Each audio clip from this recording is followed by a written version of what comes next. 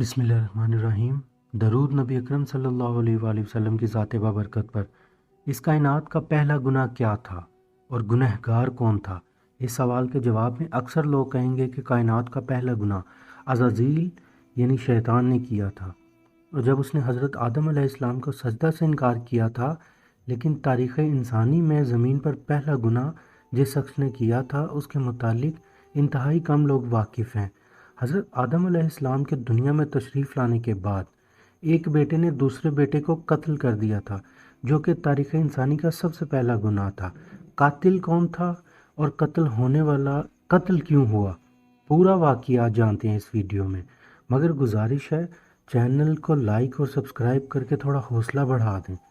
یہ اس وقت کی بات ہے جب زمین پر زندگی کی ابتدا ہوئی اور حضرت آدم علیہ السلام اور اماں حوا کو ایک ممنوع پھل کھانے کی وجہ سے زمین پر بھیجا گیا تھا۔ کچھ عرصہ بعد اماں حوا کے بدن سے بچوں کی پیدائش ہوئی۔ یہ پیدائش ایک خاص عمل سے تھی۔ جب حضرت حوا حاملہ ہوتی تو جڑواں بچوں کی پیدائش ہوتی، جن میں ایک لڑکا اور ایک لڑکی پیدا ہوتے۔ ایک ساتھ پیدا ہونے والی لڑکی اور لڑکے کا نکاح دوسری مرتبہ پیدا ہونے والے لڑکے اور لڑکی سے کر دیا جاتا تھا۔ جڑواں لڑکی اور لڑکے کا نکاح آپس میں حرام قرار پاتا۔ حضرت آدم علیہ السلام کے دو بیٹے حابیل اور قابیل تھے۔ قابیل کے ساتھ پیدا ہونے والی لڑکی کا نام اکلیمہ تھا اور حابیل کے ساتھ پیدا ہونے والی لڑکی کا نام لیودا تھا۔ حضرت آدم علیہ السلام کی شریعت کے مطابق اکلیمہ کا نکاح حابیل سے اور لیودا کا نکاح قابیل سے ہونا تھا۔ اکلیمہ جب جوان ہوئی تو وہ انتہائی خوبصورت تھی، لہٰذا قابیل کے دل میں شیطان نے وسوسہ پیدا کر دیا اور قابیل نے خواہش کی کہ اس کا نکاح اکلیمہ سے ہونا چاہیے۔ قابیل شریعت سے واقف ہونے کے باوجود اپنی ضد پر قائم رہا۔ حضرت آدم علیہ السلام نے قابیل کو سمجھایا اور اللہ کا خوف دلایا، مگر وہ نہ مانا۔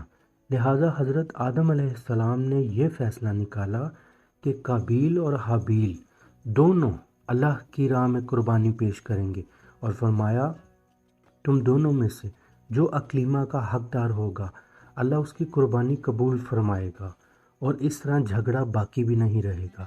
اس زمانے میں قربانی کا دستور یہ تھا کہ جو بھی قربانی کرتا وہ پہاڑ کے اونچی چوٹی پر جا کر اپنی قربانی کو رکھ دیتا، اور آسمان سے ایک آگ اترتی، جس کی قربانی قبول ہوتی اسے آگ جلا دیتی، اور جس کی قبول نہ ہوتی اسے آگ نہ جلاتی۔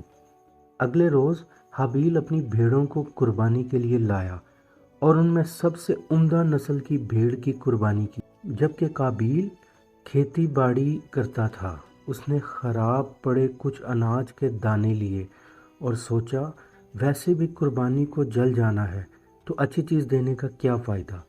وہ یہ سوچ کر انتہائی خراب اناج لے کر، جبکہ حابیل ایک نیک سیرت اور اللہ سے ڈرنے والا تھا، لہٰذا اس نے سب سے عمدہ مویشی کو اللہ کی راہ میں پیش کیا۔ لہٰذا دونوں بھائیوں نے اپنی اپنی قربانی پہاڑ کے اوپر جا کر رکھ دی۔ آسمان سے ایک آگ نازل ہوئی اور حابیل کی قربانی قبول ہو گئی اور قابیل کی قربانی ضائع ہو گئی، اور فیصلہ ہو گیا کہ خدا حابیل سے راضی اور قابیل سے سخت ناراض ہے۔ یہ دیکھ کر قابیل غصے میں آ گیا اور اعلان کر دیا وہ حابیل کو جان سے مار دے گا۔ حابیل نے قابیل سے کہا تمہاری قربانی اگر قبول نہ ہوئی اس میں میرا کیا قصور ہے؟ تمہیں تو چاہیے کہ توبہ کرو اور پرہیزگار بنو تاکہ خدا تعالیٰ تجھ کو معاف فرمائے۔ قابیل حسد میں جل رہا تھا، اس پر حابیل کی بات کا ذرا بھی اثر نہ ہوا۔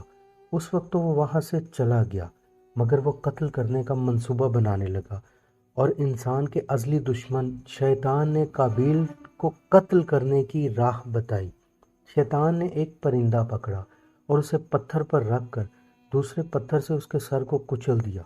قابیل کو معلوم ہو گیا کہ قتل کیسے کرنا ہے۔ حابیل جو کہ بکریاں چراتا تھا، اپنی بکریاں چرنے چھوڑ کر ایک درخت کے نیچے آرام کر رہا تھا کہ اچانک قابیل نے پتھر سے اس کے سر پہ حملہ کر کے اسے قتل کر ڈالا۔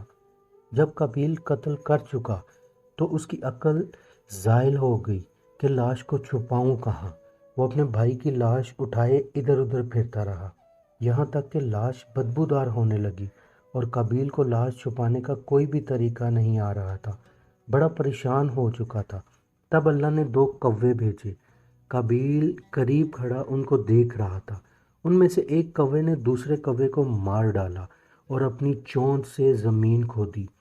قابیل یہ سب کھڑا دیکھ رہا تھا اور وہ طریقہ اس کی سمجھ میں آ گیا، اور اس نے بھی ایسا ہی کر کے حابیل کو دبا دیا اور ندامت محسوس کرنے لگا۔ افسوس میں اس کوے سے بھی کم عقل رہا۔ اس طرح اس نے اپنے بھائی کا قتل کر کے اسے دفن کیا۔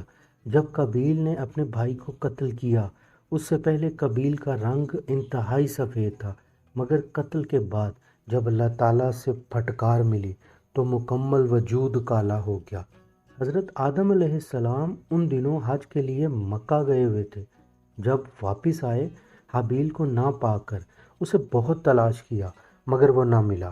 لوگوں سے پوچھنے پر پتہ چلا حابیل کچھ دنوں سے غائب ہے۔ حضرت آدم علیہ السلام بہت زیادہ رنجیدہ اور غم زدہ ہو چکے تھے۔